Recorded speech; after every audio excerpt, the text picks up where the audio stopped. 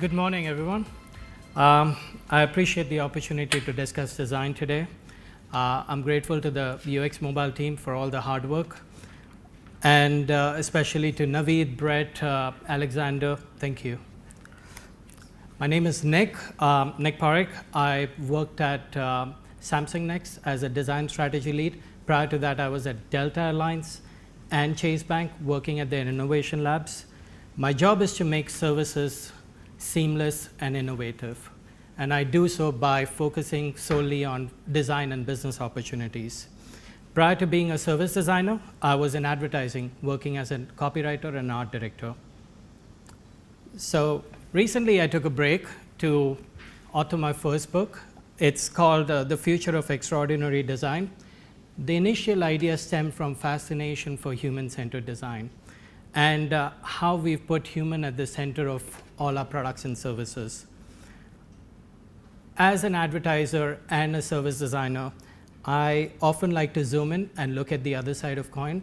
And when I looked at human-centered design, I was amazed to find out that aren't all the problems in the world because we ultimately only think about ourselves. This was fascinating because I never saw it this way. I wrote this book for designers and innovators like you, where I can present you another perspective. The future of extraordinary design is about questioning everything we've been taught. Questions like, what are today's industry norms? Are they right for tomorrow? Are we serving one group over another? So before I move on, I'd like to discuss a few topics from the book and what are the questions that I want to ask, and hopefully I can put my message across. So standardization. I don't think so that's right. That's right. I'm in UK. So why did standardization become so popular and at the core of design? Why do we design systems, and why do we standardize our physical and digital space all the time? Why, as designers, we always told to think in a way that can be replicated? And I've been thinking about this, and the fact is, American companies wanted to grow. They wanted to grow internationally. They designed processes to make expansion easy, and more importantly, fast. Design once, replicate 100 times, or probably 1,000 times now. And just like it's housing development or fast food chain. We have McDonald's, Starbucks, and Uber spanning across the globe because of standardization. But trends have quickly changed. In the last 5 to 10 years, we've seen the trends change. People no longer want giant corporations to decide and deliver. People want unique, they want artisan, they want local, they want handmade. They want their cultures reflected in their choices. And none of these brands can provide that because they are onto a mass expansion. They are not unique, they're not local, and they're definitely not handmade. So let's look at a couple of examples. And I'm sure we all have thought of this at some point, but these are McDonald's from around the world. They are from different cities, different neighborhoods, different countries, different regions, and different continents. They all look the same. Even if you swap one to another, if you swap two places, it won't make any difference. This is what standardization looks like. We've made this mistake in the past in the brick and mortar, and we are about to make the same mistake in the digital space. And this is Uber app. This on the left is one in Tokyo, in the middle one is the one in London, UK, and on the right is Sweden. We know all these three countries are extremely unique in their design language, in their culture, yet the app looks the same. Yes, the currency, the flag, and the languages may differ, but the look and feel is the same because it's highly standardized. What if I told you that design is far more powerful than just changing languages, flag, and currency? We have to think different. We have to think unstandardization. because design needs to adapt to communities. Communities should not adapt to our design.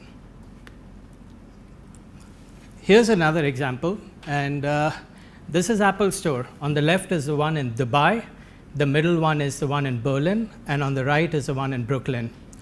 These are unique. They are unique to their communities. And the fact is, Apple hired local people to design local storefront with local architecture.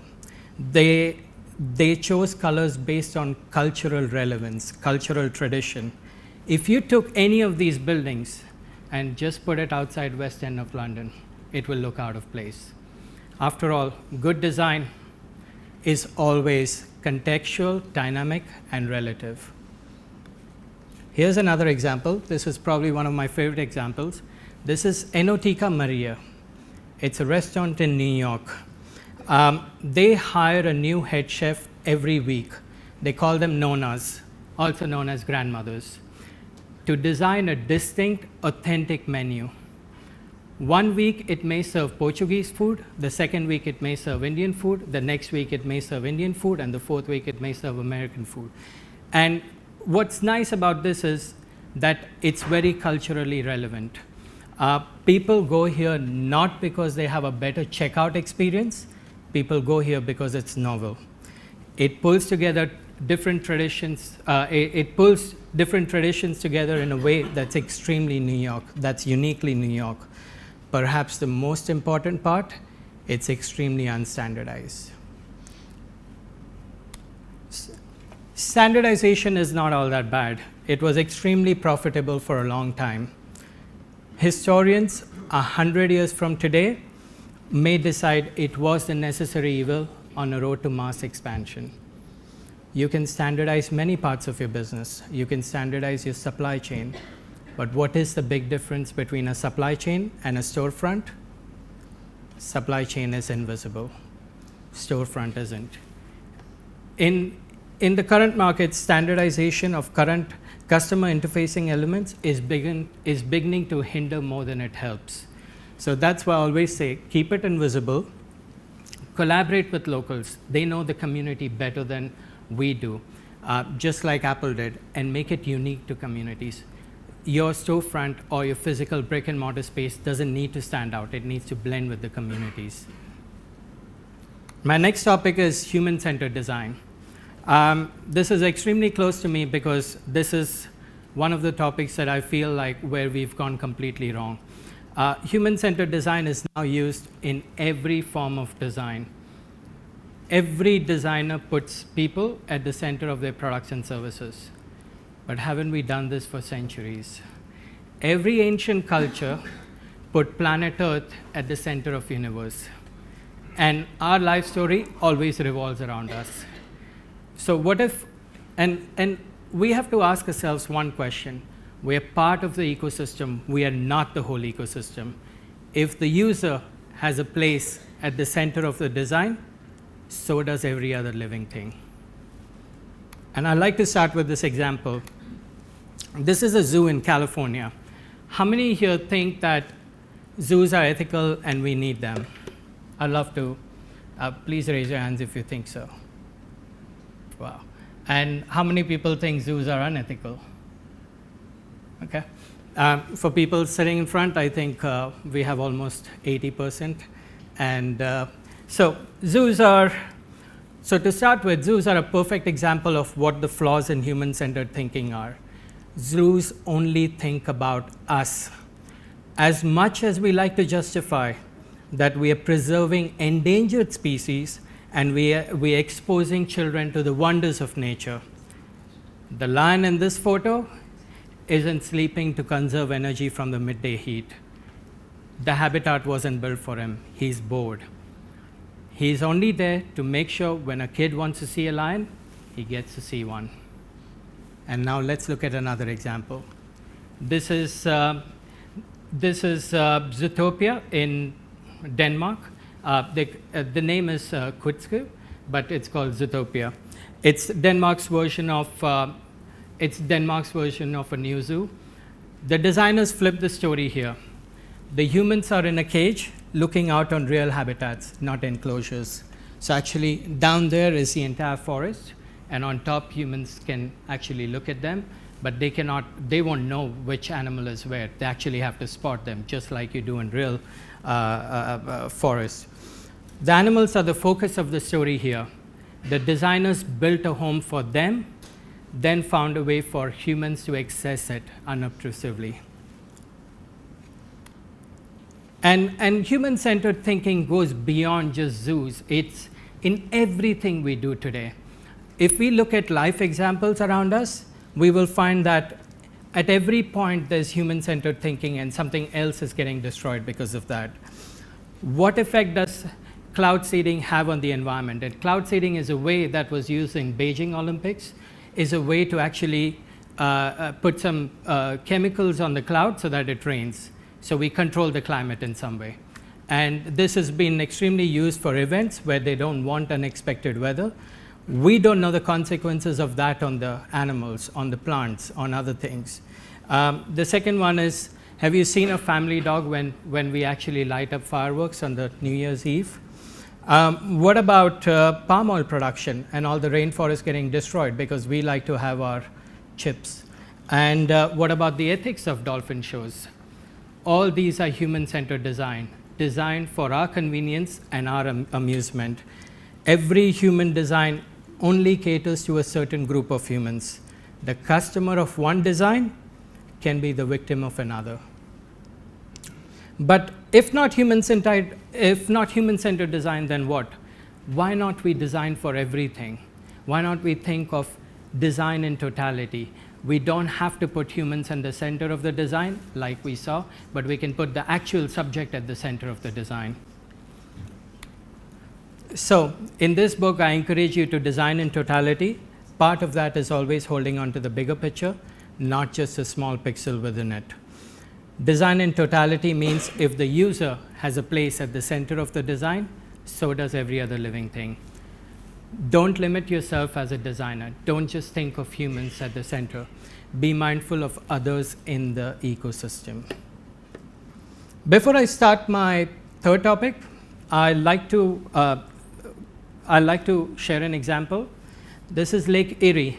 Lake Erie is fourth largest lake. It spans across 7 different states, and it spans across 7 different states in the United States and 2 different countries, US and Canada. Lake Erie has rights, the same right that every individual has in the United States and every corporation has in the United States. It happened because a community was upset about a rampant pollution with no real accountability. Citizens can now sue on behalf of Lake Erie whenever they feel it's in danger of major environment hazard. And soon we might be writing laws for non-humans. Just like Lake Erie, this is not an anomaly. Other countries are granting rights to lakes and forests just like the way they did to Lake Erie. Laws are not keeping up with the future anymore. When we create or design something which is 5 years out or 15 years out, we might be thinking only about the humans and the product and services. But we've seen the shift in political change across the world, especially in the United States, where your ideas could be questioned. Your ideas are no longer touching upon thousands and millions of users. They affect billions of users. And some of the examples are Uber and Airbnb, where they never thought a political shift will change, and their products and services will become more political. So the big question is, can designers be lawmakers? Today, technology seems to move faster than it can be written. Even if there are laws around the world, they're very wishy-washy. And we've seen that another example, because we saw what happened with Facebook and the election. And no country in the world knows how to solve this because the laws on privacy are very wishy-washy. What if designers, we venture outside the products and services? As designers, we love to be part of a startup or part of a big corporation where we love designing products and services. What if we treat the law the same way? What if we design our laws as if we design a service which is for everyone, which is questioning everything at the right time? Because I believe that, after all, lawmaking is about understanding the consequences of your idea, understanding communities, and understanding the ecosystem which is within it.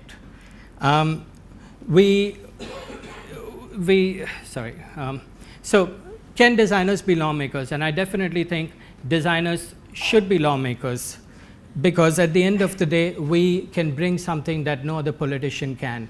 And a lot of people ask me that, why not politicians look at things differently? And maybe they're not able to understand technology. But politicians never got it right in the first place, because 50 years back, they had the same problem with plastic, where we just saw the positives of plastic, and we never questioned what may happen 50 years from now. And today, we are facing the same issue. Nobody seems to question the next technology. We just go with the flow because it's helping us at this point. Imagine a future where every graduate has working knowledge of empathy, co-creation, and experimentation, plus the ability to listen. Designing the future. This is extremely close to me. Fortunately, I was part of designing some of the products and services which were looking out 10 years, 15 years. At Delta, we were looking at customer journey in 2027. At Chase Bank, we were looking at branch of the future in 2023. And at Samsung, we were looking at edge technology, which would be somewhere in 2030. So I got an opportunity to do that. We get to design the future, from taxes to taxis, from energy to AI. How we design it is completely up to us. When we search for answers, we are copying. When we search for solutions, it's innovation. I ask every one of you to design the future the way you see it, because after all, what really matters to consumers, and that consumer doesn't have to be just another human. What really design today is no longer about delivering a product, it's about a feeling it evokes. And after all, if we take some of the principles, when we not standardize things and we respect countries' cultures, why do we travel? Why do we travel to another country? Because we want to see another American product, or because we want to see another British product? We travel because we love cultures. We go to exotic countries because we want to see another culture. We want to see what kind of food they eat, how they travel. And that's what's unique about design as well. We don't want to create in one small office in San Francisco and ship it around the world. My next is, when you think about designing for the future, think of it as a lawmaker. Think of it what a politician would think. What are the side effects to your technology? Are you helping a community? Are we destroying one? And last and not the least is, think beyond human-centered design. Don't think only humans at the center of your design. And I believe that every single designer holding on to this idea can change communities. A room of us can change the world. That's it for my time. Thank you.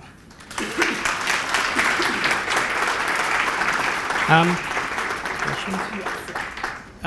Happy to answer any questions you may have. So we've got a couple on Slido, which I've decided is my new favourite thing. This is it's so much better than asking at the end of the chat. So we had one question that came in that I thought was quite interesting, and that was, Apple stores are designed to give the same experience to every customer worldwide. So how is that unstandardized? So Apple stores are, at the end of the day, we have to keep some brand values. I think creating a better checkout experience and creating a unique checkout experience is not culturally relevant, because people see that as an evolution. People want that because they think that experience is better and their lives gets easier. But when we think about cultural relevance, the uniforms, what people wear, how they actually greet someone, those are more culturally relevant. I'm not saying that Apple has done everything perfect, but at least they are at the right path. Maybe over a period of time, they'll realize that there's more to be done. Maybe they need to be more culturally relevant, but at least they're on the right path. This question feels very existential, which is, if we design the future the way we see it, aren't we repeating the errors of our past? It's a big question. Yeah. I've often been asked that how to design for the future, and my answer has always been, if you really want to design for the future, if you take problems and solve few problems at a time, that's iteration. If you take many problems at a time and do it, that's an evolution. I'll give a simple example of Tesla. I think a lot of people don't realize, but in America, but what this company has done, they've changed the way people think of cars. Every small problem that we see in today's cars, they've solved it. And that's what design for the future is. Design of the future is not about going to Google Images and typing in car of the future, but it's about solving the small problems at a time. And there are a lot of companies who do that. Apple has done this really nicely, Tesla has done this, and a lot of companies did that. Every product that you see, which is an innovative product, has solved a lot of problems, right from iPhones to Twitter to Tesla to Apple. And that to me is designing for the future. Solve problems, that's all we need to do. I'll actually give a little example. I was traveling from Atlanta to San Francisco, and I had a kitty cat, and she basically, I had to bring her back home, and she was with me in the flight. And what happened is they said that you can put her under the seat, and her career was a little too big to be under the seat. And we literally pushed her in. And I was like, she's not going to be comfortable. Imagine being under the seat like this much space. And that's where I thought that airline or entire security system is not been designed for anybody else than a human. Though we travel with our pets, and actually somehow that does relate to designing for the future and human-centered. If my cat or my dog is not comfortable at the security experience, I'm not going to have a good time, because that's a family member for me. So when we design for the future, again, put everyone in mind. And I think everything can be redesigned with solving a lot of problems. This is one of them. Fantastic. Well, that's all the questions we've got time for. Thank you so much. Thank Can you. we have a huge round of applause for Thank you. Nick Perret?